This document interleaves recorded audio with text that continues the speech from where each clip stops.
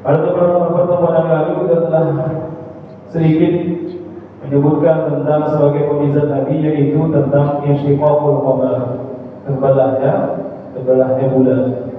Yang mana terbelahnya bulan ini riwayatnya sangat kuat, bahkan dilandasi dengan firman Allah Subhanahu wa taala pada surah Al-Qamar.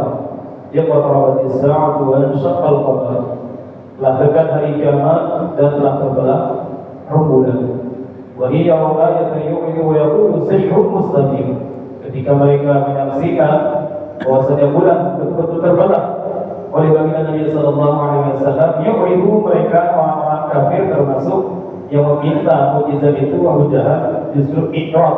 Mereka ini ingkar, tidak terima dengan mengatakan wa yaqulu sihrun mustamir. Ini adalah sebuah sihir, kata mereka. Sebuah sihir. Maka ada orang yang cerdas mengatakan kalau sihir biasanya itu hanya mengenai orang setempat. Kalau memang ini sihir, mesti yang menyaksikan bulan terbelah itu hanya kita saja, karena yang disihir itu kita. Di tempat ini mata kita itu disihir oleh Muhammad. Nanti kita cek ke belakang. Sebentar lagi akan datang pedagang dari Syam balik ke kota Makkah. Kalau mereka juga menyaksikan bahwasanya bulan terbelah, mereka juga melihat bahwasanya bulan memang terbelah, berarti ini bukan sihir. Maka betul, ternyata datang pedagang dari Syam. Ketika mereka sampai ditanya, pada malam ini, waktu ini, apakah kalian menyaksikan bulan terbelah waktu itu? Dalam riwayat itu bulan Sya'ban. Cerita Nabi ditantang untuk membelah bulannya. Maka mereka mengatakan benar. Pada waktu itu kami pulang melihat bulan itu terbelah. Bulan itu terbelah. Maka disitulah merupakan berarti ini bukan sihir, ini memang nyata.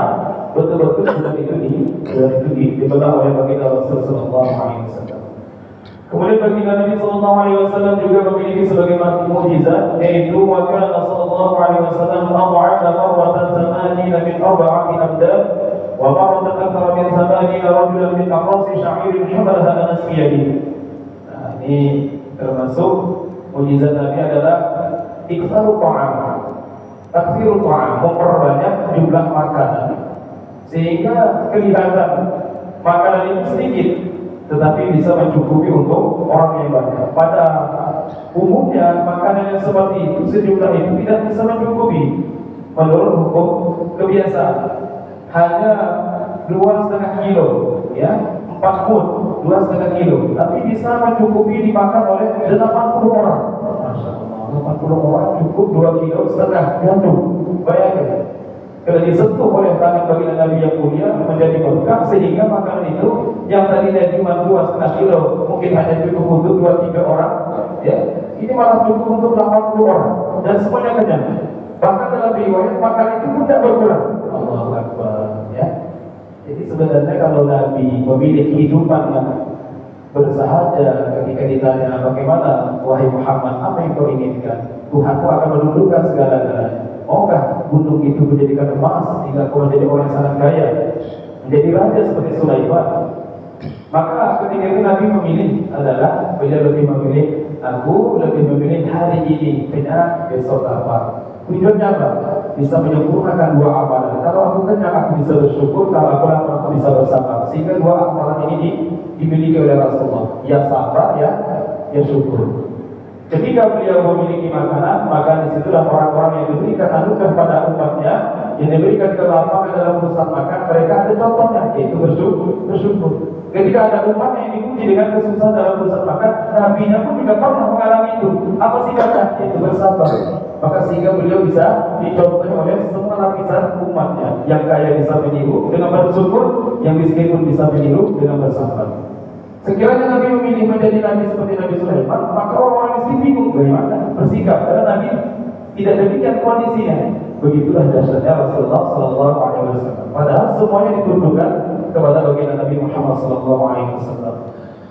Kemudian juga di antara mukjizat baginda Nabi Sallallahu Alaihi Wasallam, yaitu وَقَرَّةً أَكْلَ الْجَيْشُ مِنْ تَمْرٍ يَسِيرٍ فَأَكَلُوا كُلُّهُمْ حَتَّى شَبِعُوا مِنْ ذَلِكَ وَفُضِّلَ لَهُمْ وَنَبَعَ الْمَاءُ مِنْ بَيْنِ أَصَابِعِهِمْ.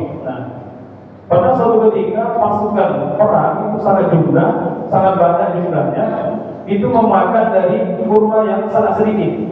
Nah, kurma itu sedikit, kemudian dibagi-bagi oleh Nabi itu cukup, mereka semua kenyang dan masih waktu tidak lalu, masih tersisa.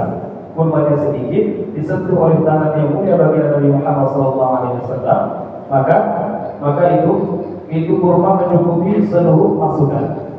Dan juga Nabi pernah memperlihatkan mukjizat beliau, yaitu munculnya air di sela-sela dari baginda Nabi. Wasyaribu kulluhum wa hum muntashun wa ahwal. Mereka pun semuanya masukkan itu minum air yang keluar dari celah-celah dari baginda Nabi. Di mana keluarnya celah-celah? Berarti di sini, bukan di ujung, tapi di celah-celah dari keluar.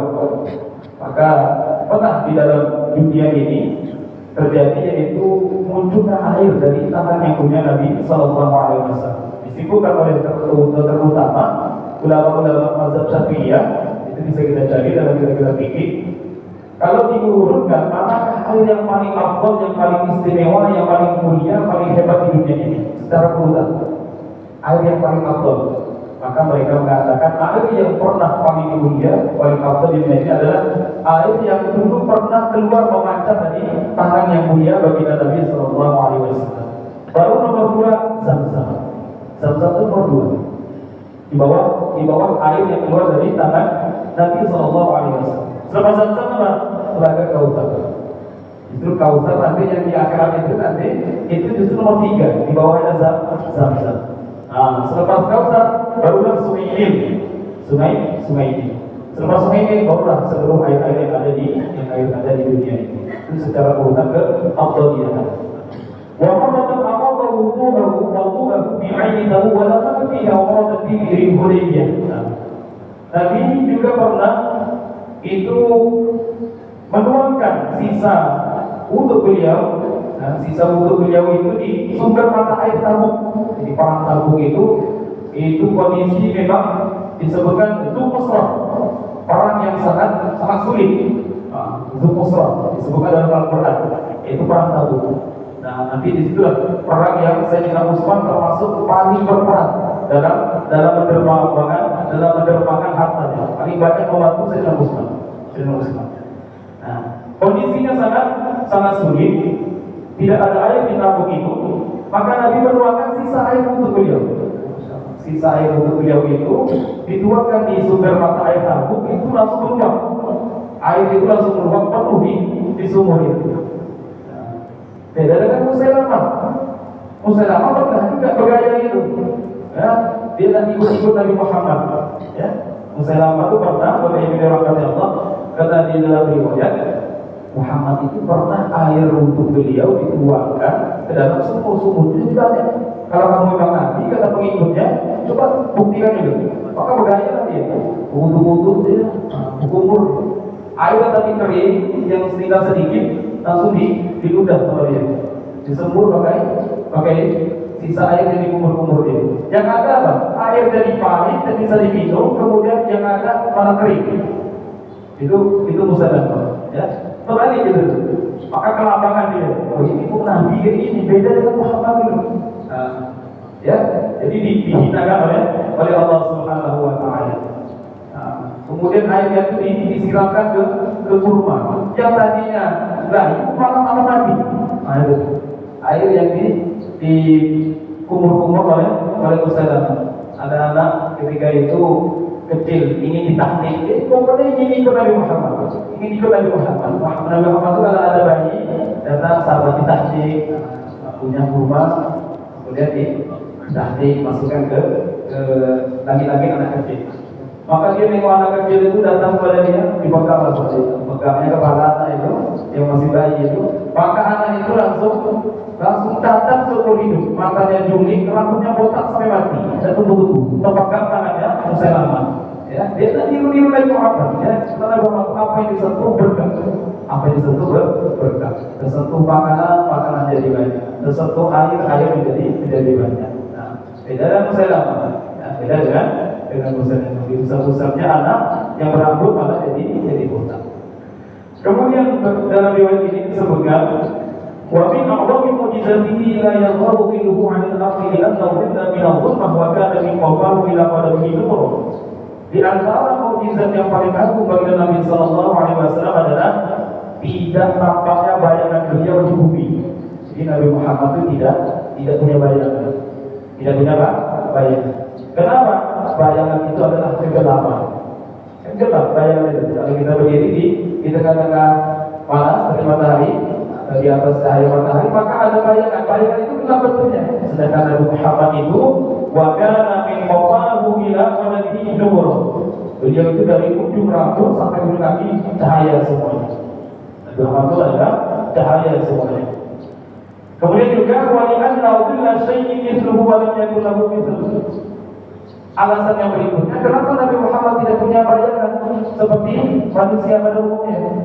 Karena bayangan itu adalah sesuatu yang menyerupai benda. Sedangkan beliau tidak ada sesuatu pun yang bisa menyamai begitu.